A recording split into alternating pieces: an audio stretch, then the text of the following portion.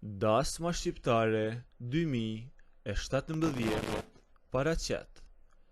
Përshëndetje të gjithëve, ju dëgjues të dashur dhe miq të vjetër të këtij kanali.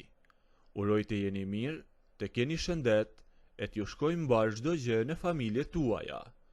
Sot kam vendosur të ulem dhe të ndaj me ju një histori interesante.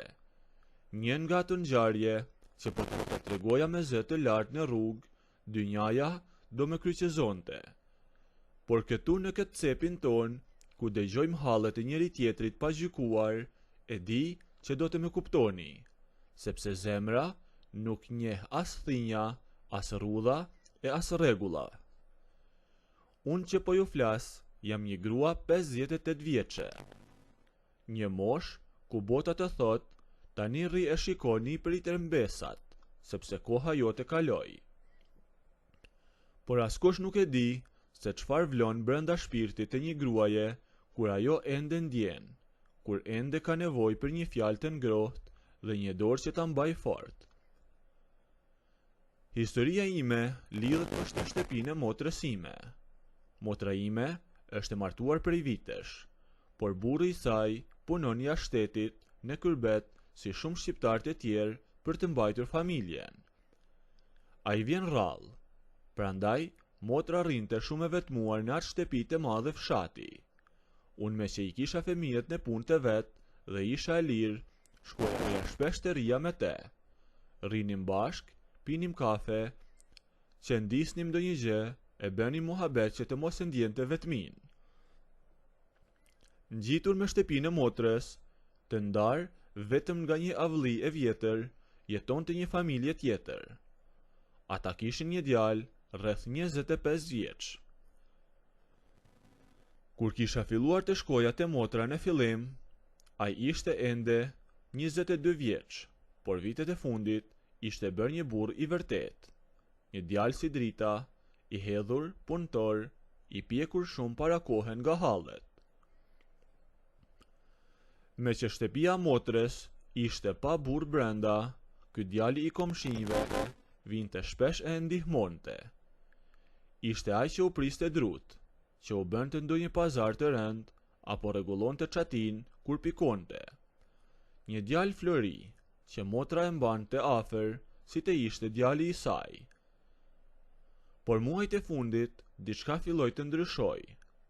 Sa herë unë isha te motra, ai gjente një sebeb për të ardhur më shpesh, ose sillte një vegël pune, ose thoshte se po rregullonte diçka tek dera e oborrit, ose thjesht futej të pinte një kafe me ne.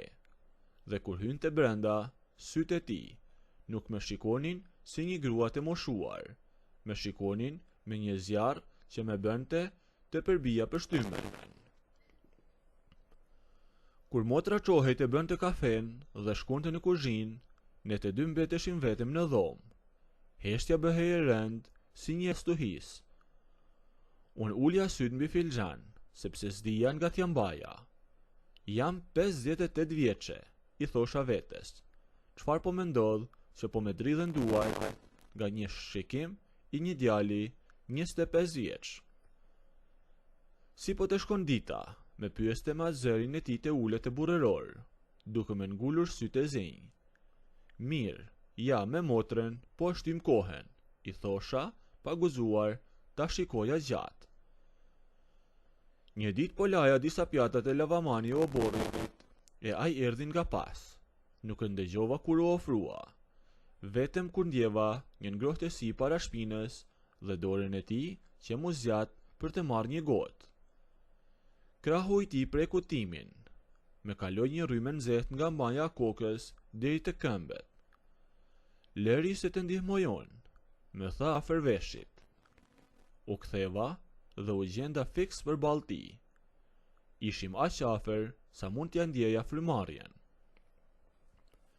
S'ka gjë, se mbarova, ja ktheja unë, duke u përpjekur të largohesha, por ai nuk lëvizte. Me duke sikur ai moment zgjati një jetë të tërë. Aty e kuptova që ai jo vetëm që s'kishte asnjë pikturpin nga mosha ime, por e kërkonte atë afrim me çdo kusht. Kështu vazhduam për javë. Një lojë shikimesh e tensionesh që askush tjetër nuk e kuptonte. Motra mendonte sa ai thjesht rrinte tek ne nga respekti, por ai respekt po me çmente. Kur kthehesha në shtëpinë time, unë nuk flija dot gjom. Kujtoja krahet e tij të fort kur çante drut. Kujtoja atë shikim që të shkrinte shpirtin. Dhe mbaja inat me veten time. Thosha, je moshe madhe, mblidh mendjen. Po ç'të mblidhja, unë kisha vite që ndihesha e thatë brenda, e lën pas dorën nga jeta dhe ai djalë ishte si një shi pranvere që po me zgjonte çdo ndjenjë. Dhe ja ku erdhi dita e gjithçka. Ishte fillimi i vjeshtës, motra kishte për të shkuar në qytet për disa vizita. Me la çelsat e më tha, rri këto, mos e lër shtëpinë vetëm, se vonohem pak. Gatuaj diçka për drek, e fto edhe djalin e komshiut të haj, se prindrit e tij kanë shkuar në një dasëm e kanë mbetur vetëm.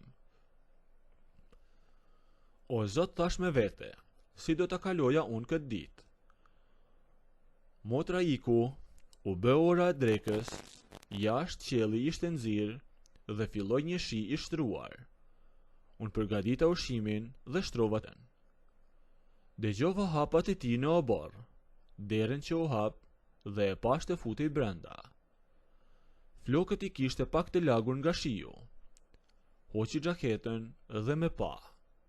Shtëpia ishte e hequr. Vetëm tiktaku i orës në mur dhe shiu jashtë dëgjoheshin. U ulëm të hanim, nuk po na shkonte buka poshtë. As unë nuk flisja dot e asaj. Tensioni mes nesh ishte bërë aq i madh sa me merrej fryma. Pasi mbaruam, u çova të mblidhja pjatat. Mora pjatën e tij, por para se ta tërhiqja, dora e tij u vendos mbi timen. Dora e tij, e nxehtë dhe e fortë, i shtrëngoi gishtat e mi. Unë ngriva. I kisha sytë ngulur tek dora jone përbashkët. Ulu, me tha me një zë të ashpër të butë në të njëjtën kohë. Të laj pjatat, i thash unë duke belbezuar. Lëri pjatat, të thash ulu një herë. Më thaj. U ulan ngadalë, pa ja lëshuar. Pastaj, me pa drejt në sy, dhe nuk kishte me fshehje. Ti e di çfarë po ndodh apo jo? Më thaj, duke u përkulur përpara. Apo do bëjmë sikur nuk kuptojmë gjë. Unë jam 58 vjeçe, ja ktheva, me zërin që me dridhej si gjethe. Ti je 25 vjeç, e ke jetën përpara. Kjo gjë nuk ka hije, po na pa bota do na bëj gaz të fshatit. Ai bër një bosjeshje që i dha dritë gjithë fytyrës. Kujt i bëhet vonë për botën? Mua më intereson çfarë ke ti aty brenda. Dhe mbështeti dorën e tij tek gjoksi im, fiks mbi zemër. A e dëgjon si të rre zemra? Unë kam mua që po të shmendem pas teje, dhe ti me je grua vajzë e moshës sime që kam të njohur, je me e bukur. Mua mos me trego vitet, me trego a e do këtë gjë apo jo, sepse e di shumë mirë që ti vdes të jesh e imja. Fjalet e tij ishin si një magji, s'kishte me kuptim të gënjeja.